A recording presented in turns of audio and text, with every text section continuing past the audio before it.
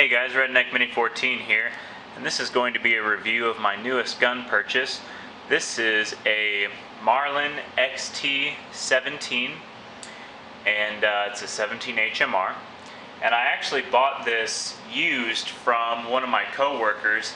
He had bought it on an impulse around Black Friday when he bought a 1022, and then he saw this rifle for sale for like $200, so he just went and bought this too, and he actually never shot it, and he was wanting some cash, and so he could get another gun. So he offered this to me for $160, and for $160 I got everything that you see here minus the scope and the rings. That was separate.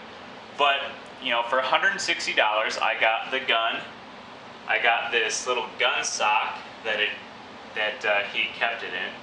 I probably won't use it, but, you never know. 100 rounds of this ammunition. This is Winchester Varmint High Velocity 17 HMR. And of course the gun also comes with these two magazines. One is a 7-rounder and the other is a 4-rounder.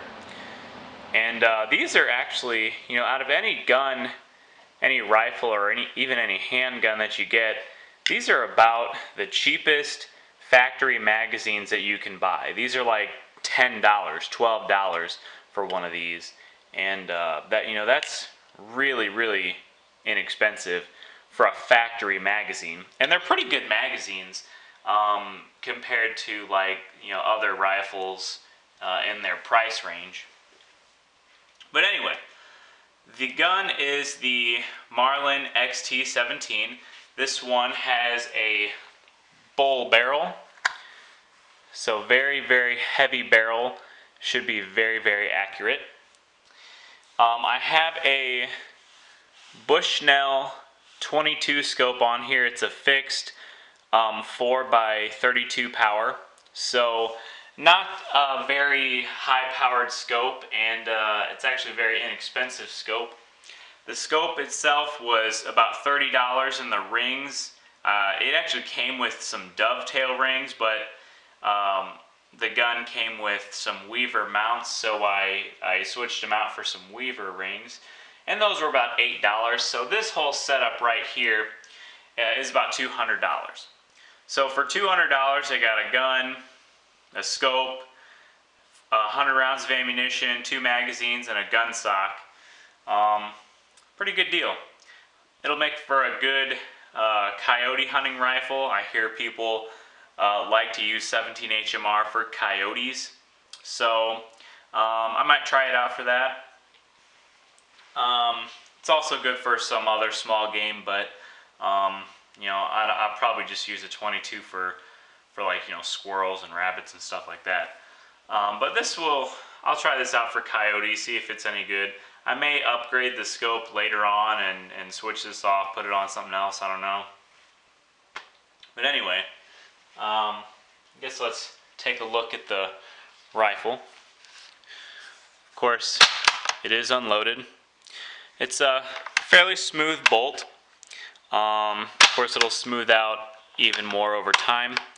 Has a red indicator back here to know that you're cocked and ready to go. Safety's right here, just like on the Mossberg MVP, Remington 700, and lots of other guns. Forward is fire, rearward is safe. Has this kind of, I forget what Marlin calls theirs, but it's like a Savage Accu trigger. The MVP also has it. It's called the lightning trigger on the Mossbergs. I forget what Marlin calls it. Each company has their own different name for it. And let's just look and see what the magazines look like. These magazines here are actually a little bit better than, say, like a 795 magazine, because they have this little track in the back of the magazine that corresponds to a little track on the magazine well. And so it's a little bit harder to put it in, but it's actually probably a stronger hold in there. So the 4-rounder is, almost a flush-fitting magazine, and the release is right here. Just don't want to drop it on the floor.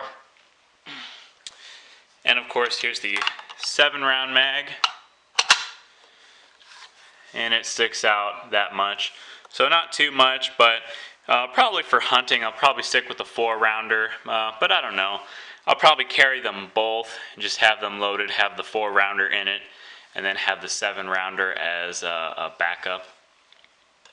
But anyway, it seems to be a pretty good rifle. Oh, it also has this this stock. It's a very light stock. The sling swivels are molded in just like on my 795. So back here it's kind of like a 795 stock, but up here it gets wider up here. I guess this is good for bench rest shooting, which I guess is really what this rifle is designed for.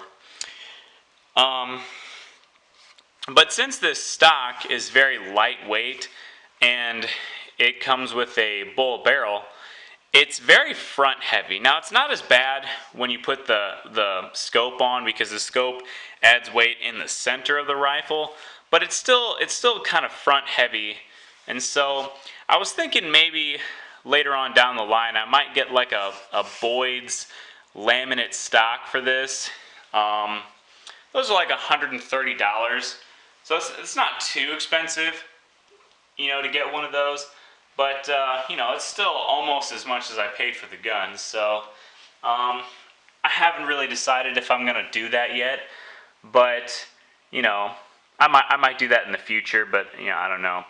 I'll also probably put a sling on it, and I don't know if I'll put a bipod on it. Maybe if I get the Boyd's stock, I might put a bipod on it. But I just haven't really decided on that yet. I still want to go out and test it out. I haven't shot it yet. Got to go out and sight in the scope and see how accurate this bad boy is. But anyway, so far I think it's a pretty good deal. Most people tend to like the Marlin XT-17s. Oh, one thing I wanted to show you, which is actually kind of interesting, is this is a Marlin XT-17 because when they changed over, when they put this trigger in it, they started calling them the XT-17s and the XT-22s. The old like 925s, 917s, they didn't have this trigger in it. But if you look on the barrel, it actually says, it probably won't be able to see it on this camera because this camera kind of sucks, but it actually says Model 917 VRX 17 caliber 17 HMR. So it actually says that it's a Model 917, yet in the Marlin catalog it's called the Model XT-17. So I thought that was kind of interesting. Does it really matter? No. I'm still going to call it the XT-17 just for continuity purposes, even though it doesn't say XT-17 on the barrel. That's just a technicality, really. But anyway, good little rifle. Probably going to take it out to the farm and sight it in a few weeks. Got to see when I have time. I also did buy some Hornady ammunition for it, and I'll probably get some CCI for it as well. There's really only like 5, maybe 6 different companies that make 17 HMR, so there's not a whole lot of ammunition options, but there's still a few out there, and I'll probably test them out and see which is the most accurate. But anyway, that's all I have for this review. Subscribe to my channel, like me on Facebook. I'm Redneck Mini 14, and until next time, be safe.